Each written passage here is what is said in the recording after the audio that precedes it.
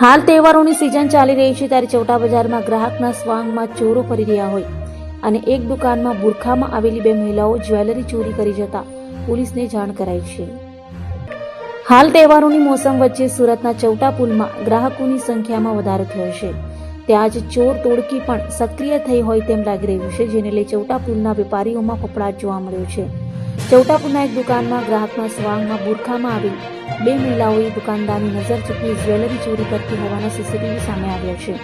આ ઘટના અંગે અટવાલાઇન્સ પોલીસ સ્ટેશનમાં અરજી કરાઈ છે તો ચોરીની આ ઘટના સીસીટીવીમાં કેદ થઈ છે.